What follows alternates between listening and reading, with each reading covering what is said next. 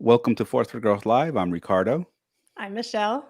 And I'm Courtney, and thank you for joining us on the last Monday of January. So, we definitely have a spicy topic for you. But before we get into it, remember to follow us at Force for Growth on Instagram and Facebook. And of course, a like and a share is much appreciated. And thank you for joining us. Yes, we definitely got a spicy topic. We're going to talk about growth, self development, awareness, all sorts of good stuff here. So make sure you tune in, listen to the end of the episode, and hit us up on social media. So, this is week 4 of challenges. For those of you who've been tuning in, make sure you go. For those of you who have not been tuning in, make sure you go back and catch the first 3 episodes every Monday in January. We've been discussing challenges, and this is our final week. And next week, we're going to start a new topic. So we got a lot to cover, ladies. Are y'all ready? We're ready. Ready? Yes. This is what I'm calling the challenges lightning round. Mm, Ooh, 2 lightning rounds in a row. no, you're keeping it. But Okay. but I know the topics, so it'll be good. Cool. So we're gonna just go over a wide range of challenges that we may face and give you tips and ideas and thoughts on how to get over that hurdle. Hashtag hump over that hurdle. Yes. And we'll just give you thoughts and ideas on conquering and working your way through some of these challenges. So here we go. Okay. People. People. Do you have the right people in your life? It's a big challenge if you don't. If you're going through something and you don't have the right people in your life, oh no, that might not work out so well, right, ladies? No, it could work out the opposite or worse. Not even like on the helping scale. It's on the opposite, like dragging you down and just draining your energy. I mean, that's a real dangerous one if you have the wrong people around you. You got to have the right people around you because they'll hold you back, especially if you're going through a trying time. You got to have that team, you got to have that tribe, you got to have those people that not just encourage you, but support you, and that you know that you can rely on them when something is going wrong. Mhm. Yeah, it's a big deal. Like, are the people around you scared to point something out that they think could help? That's a problem. What are you doing to be receptive to that? So there's just so many factors of that, but people. Well, and sometimes you need to eliminate every other aspect of what people think. So sometimes completely eliminating all opinions that aren't your own is most important. Yeah. And then Michelle, what do finding you the right think? people. People. What challenges do you run into when it comes to people? Dealing with people, the wrong people, the right people? Oh, Michelle's muted for some reason. I can't hear Uh-oh. you. Okay, can you hear me? We can. Okay, I have experienced both work wise and in my personal life having the wrong people, and it just cripples you. And so, not only does it make your challenge, does not help you succeed with your challenges or overcome your challenges, but it hinders your ability. It makes it harder to overcome the challenges. And whenever you have the right people, it sets you up for success. They're another tool that you can use, um, they help you, they're a resource for you to help you overcome your challenges. Ooh, Super yeah. Mhm. important. That's I've so And good. experienced it, and it's so important to have the right people in your life. And the right resources. yes, Yeah. and that leads me because that's one I wanted to bring up is your toolbox. So go 1 minute on your toolbox, Michelle and Ricardo. I want to hear what y'all have to say on that.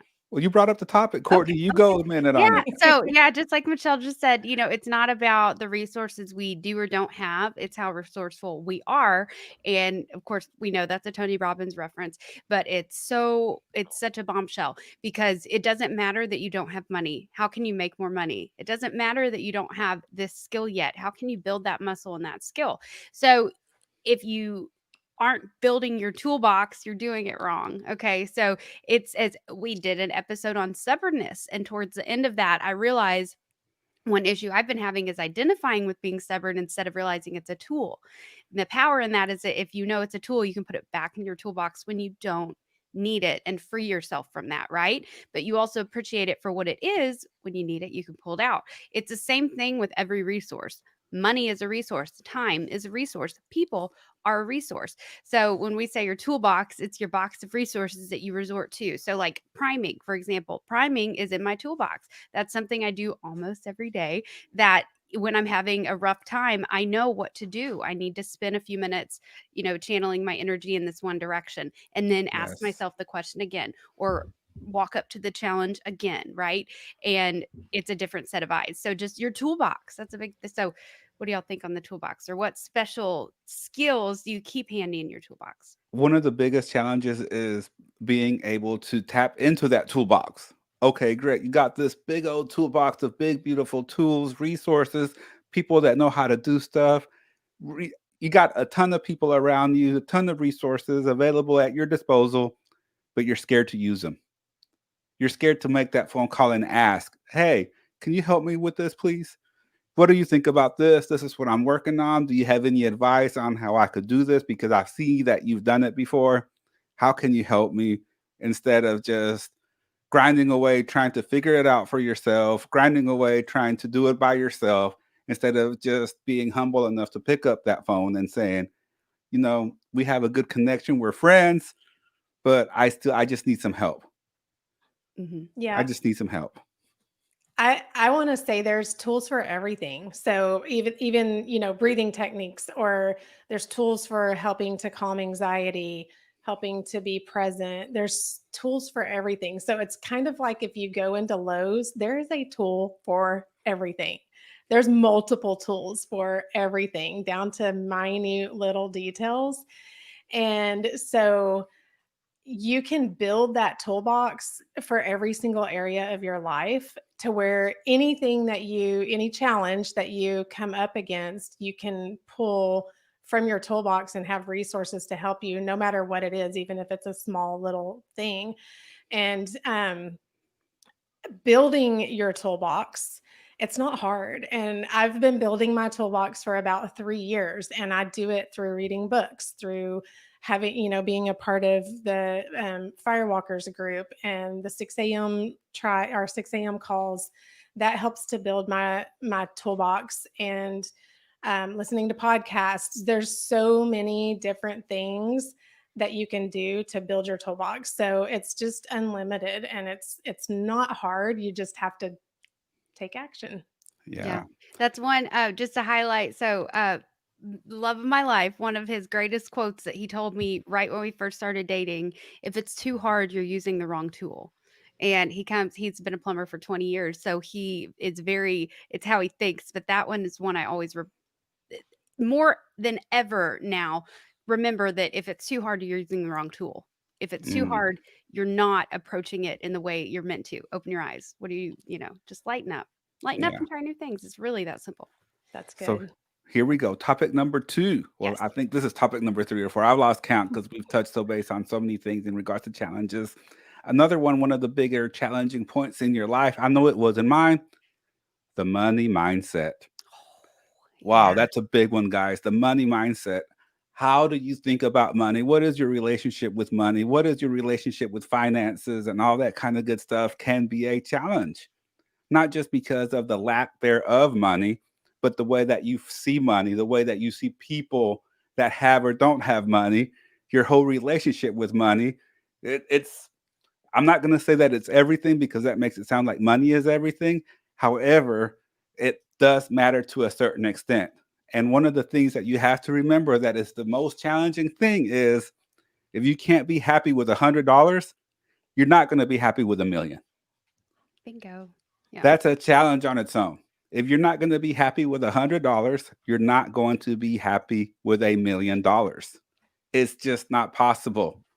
You have to appreciate what you have now. And that could be challenging for some people, and it could not be challenging for others. But if you're having money issues right now in the present moment, I suggest that you become happy and appreciative with what you do have. Hmm. Hey, some people got a couple $1 million in debt. Woo! Aren't we happy that's not us, right? So, Yeah. but no, I'm big on. So I Jedi mind trick this one for myself because I don't like the word money. It causes a bad reaction in my body. So in my brain, I'm still working to make it habit to call it abundance vitality. And here's why: because if if I told you right now, hey, go get me $10,000 or your entire family dies in 2 days, something very extreme and drastic that I would never do. But you're going to have a bad reaction in your body, whether you can stroke a check for 10,000 or not. It's not going to make you happy to think about doing it. Right.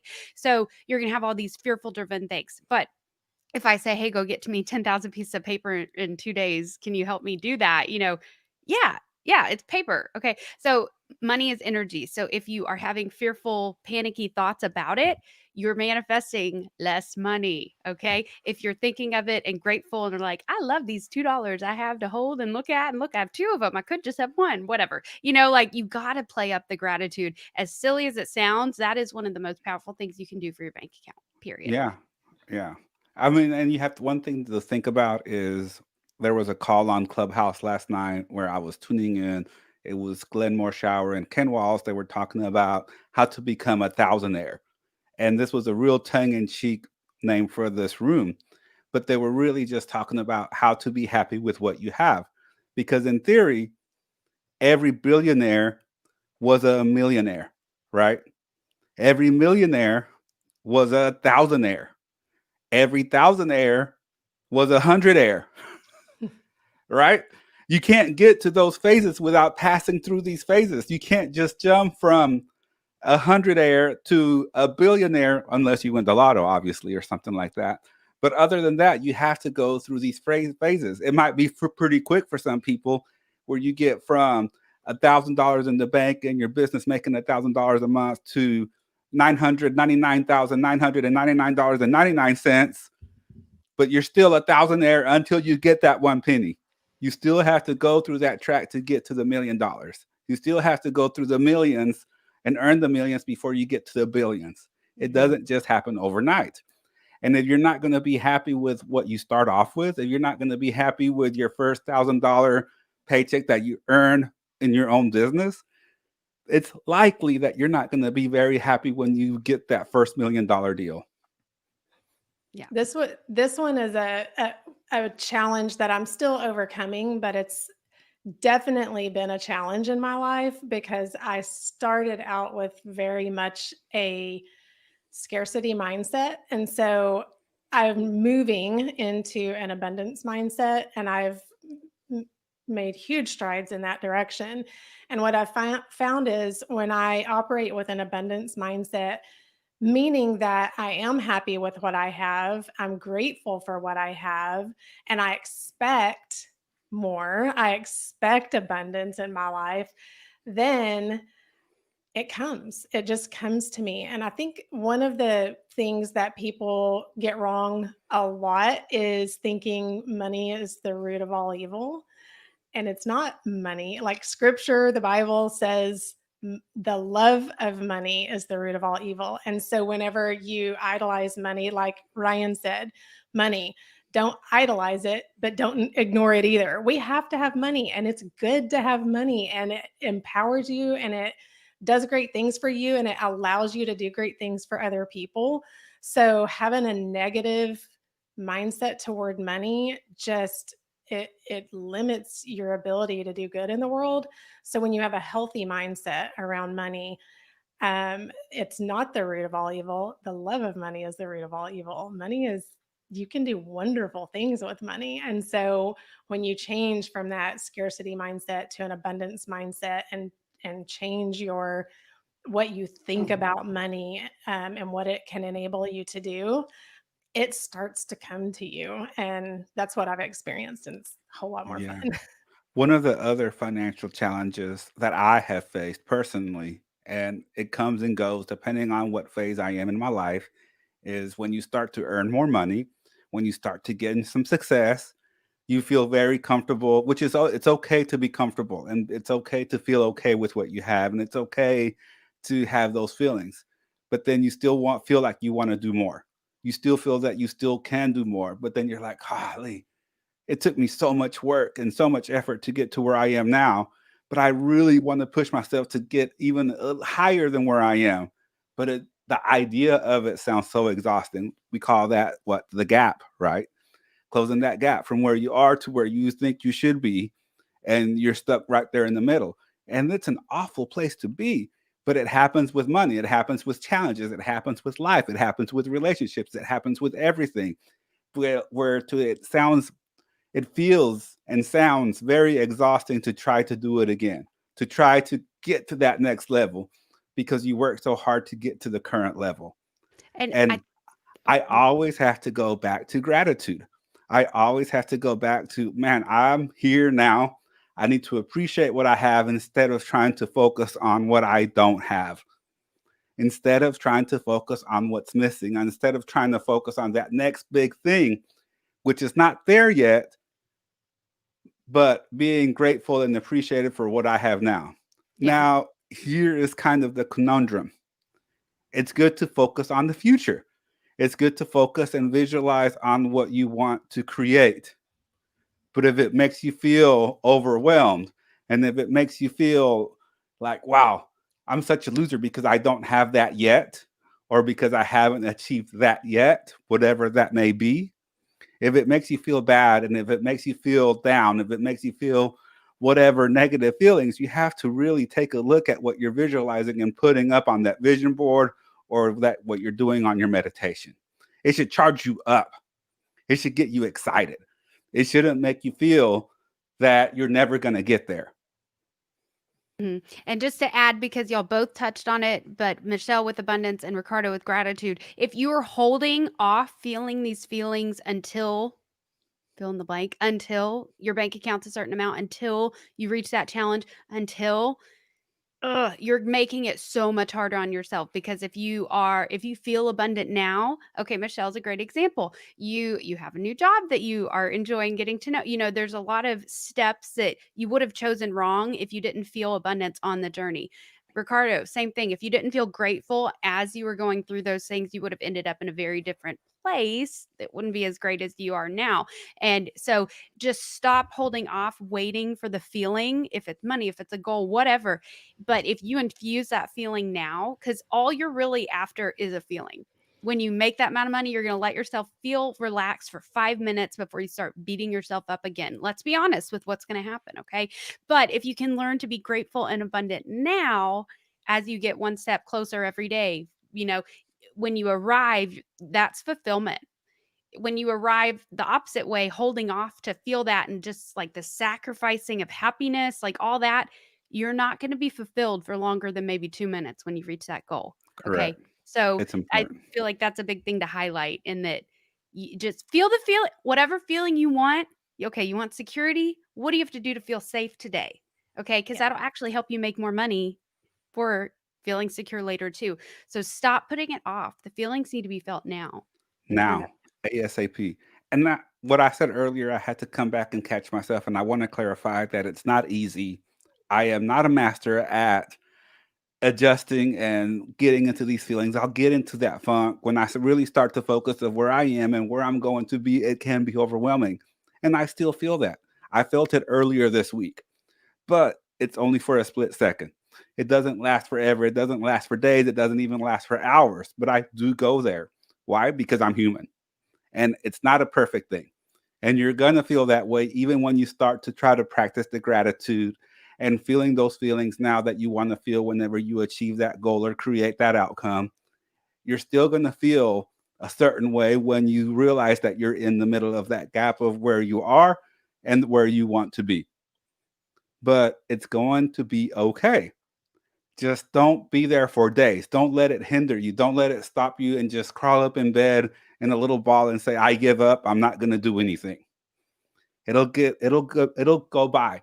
It'll get by. But you have to allow yourself the time and the space to push it by and focus on the gratitude, focus on the now, focus on the present. Whew.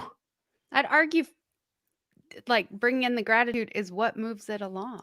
It doesn't go Yeah. anywhere unless you bring in gratitude. Man, that's a big. All right. Last topic. Last and final topic. We're going to wrap up the month of challenges with a big one, guys. Professional life/work. Ooh. Man. How many challenges do we run into in our professional life, in our business, in our work, whatever it is that we earn servicing, providing a service which that's what work is. You're providing a service, whether you work for yourself or work for somebody else, you're getting paid to provide a service. So we're breaking it down to the simplest, lowest denominator.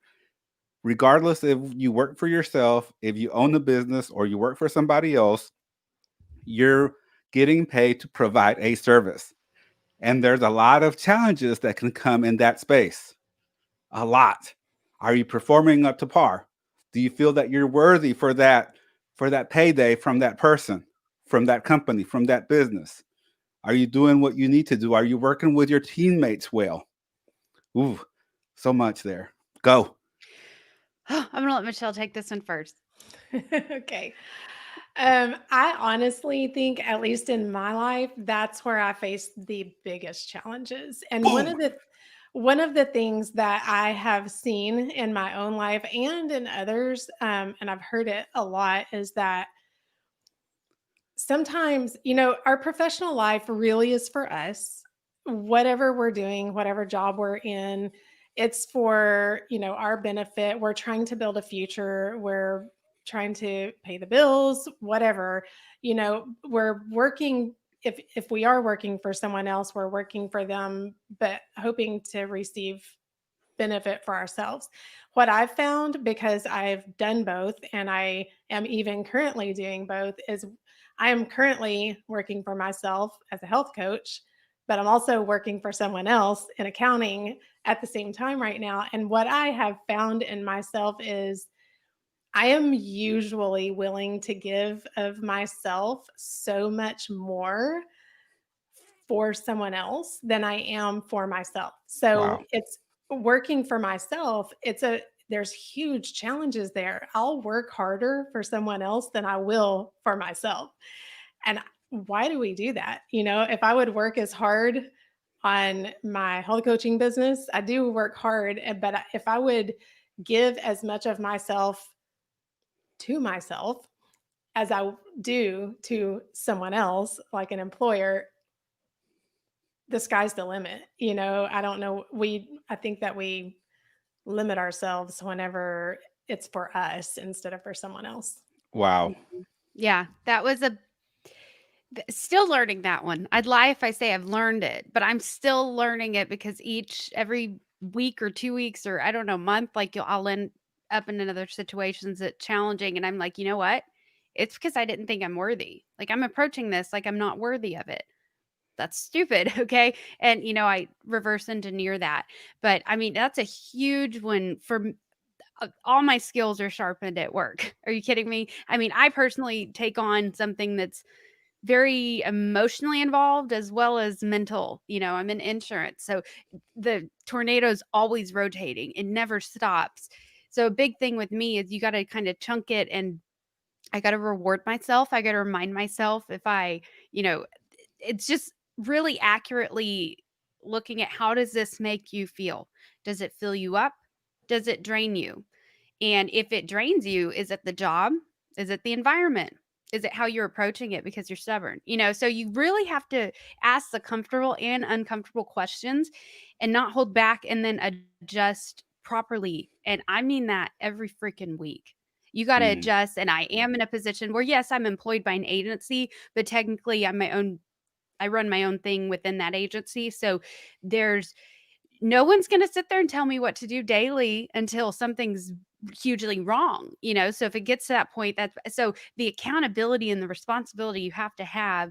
And now I see, looking back, how much I gave to others because I was scared of the unknown with what I could conquer myself. So it's just back to the worthiness. Oh, I deserve this. I did. So it's every week like leveling up, my muscles get bigger. So, but I'm really learning the true confidence, and how I destroyed my confidence over the years was beating myself up and giving my all to the areas that drained me. And I didn't see that the red flag was there for, I don't know, 8 years saying, hey, move on, So it's just paying attention. You got to pay attention. But I mean, there is something where you can make money. What is it? If it makes sense, it'll make dollars. So, I mean, you can do anything for money. You really Yep. can. So don't feel trapped that you have to pick one thing. And your passion is in line with that, whatever that is. So keep playing around with it. And, exactly like Michelle's talking about, you can have two jobs, you can have two gigs going. Like, come on, you're still trying to, it's a feeling. If you are not grateful in the moment, like, keep looking. We don't care if you're 50 and you're like, I'm still trying to figure out what I want to be when I grow up. Good job. Yep. Honestly, I'm more proud of that than somebody who's like, well, got 10 more years left before I get my retirement. That Yep. sounds like just a sad life. And I don't want that for any of y'all. So that's really good, Courtney. Thank you. And one of the biggest challenges that I have faced professionally in my business, in my work, in everything that I do where I provide a service for others is, am I adding enough value to them? Am I giving them enough value for what they're paying me? Am I giving them enough value for what they're paying me? Am I providing enough value to warrant the cost of my services? That's a big one. Are you adding enough value? Are you making a big enough difference that they want to continue to give you the money? And I'm saying a lot about money here because it matters. It's not the one all be all, but if you want to consistently have that income coming in, you need to over deliver on what they're paying you to what you're providing. The minute you start to under deliver, people will notice, people will feel it. It's not a good place to be when you under deliver. But if you over deliver, you're giving them a great deal because it's like, wow, I'm paying them this, but they're doing all of that. They went above and beyond on what I thought they were going to do for me. Mm-hmm. It matters. Are you adding enough value to warrant what you're charging for your service? Yeah. There was this one time, like, and I'm talking back to when I was like 18, 19, managing a Smoothie King. But I remember there was this one kid, I was trying to coach him to where the boss would give him a raise. And I knew the boss was like, I'm not going to give him a raise till he starts doing a better job because he told me. And I know the kid is like, I'm not going to start doing a better job until he gives me a raise because he told me. Right. And so I'm trying to like finesse this situation because I needed this employee. I need my boss to give him a raise so he doesn't leave. Right. And so, like, I just remember being like, what a analogy, right? Like, I'll work harder when they give me a raise. How long is he going to be waiting on that raise? Forever.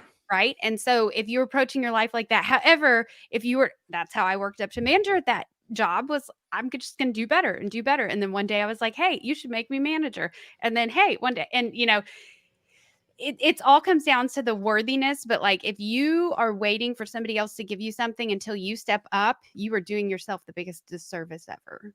We love Yeah. it. You got to But know your worth. stop. That's another one. That's another one of these challenges that ties into everything that we talked about today: people, finances, your professional life. Do you know your worth? Do you know what you're worth? Do you know how much the service that you're providing is worth to somebody? And I are want do to you, and do you have the courage to warrant and demand that type of payment? I want Do to you say have the too, courage? Go ahead, Michelle. whenever Sorry. whenever you catch yourself, I do that a lot. Like sometimes I fail my clients, or whatever, and then I beat myself up, and then it makes it harder to, overcome that challenge. And I it cripples you. You can change it today. You can change it right now. So if you didn't do as well of a job as you wish you would have on a certain project or with a certain client or whatever, change it today. Don't wallow in the regret or feeling like you failed or anything like that. Just change it. Change it now. You can always recover or, um, acknowledge that maybe you didn't do as good of a job as you should have or could have and change it going forward. And you don't have to stay there for a Great point, second. Michelle. And I'll add this: that if you lose that client, if you lose that customer because you didn't do something, you didn't fulfill, you didn't give enough value, or you failed them, or whatever you think happened there, but you learned that lesson, that's going to keep you from losing 100 clients down the road. Yeah. Yeah, you lost that one, but you're going to be able to retain 100, 200, 300, 1,000 clients because of the lesson from that one client. You got to look for the lesson instead of sitting around feeling sorry for yourself and doing the same thing that you did with this client with all the other clients. Mm-hmm. Whew, There was a lot going on today's episode, ladies. Yeah, it's good stuff. We went a Man. little long, but that's okay. Thank you so much for tuning in. And remember to visit forceforgrowth.com and follow us where? At Force for Growth on Instagram and Facebook Yeah. And we'll be back on Wednesday. on Wednesday. Yeah. Bye, y'all. Thanks, guys. Bye.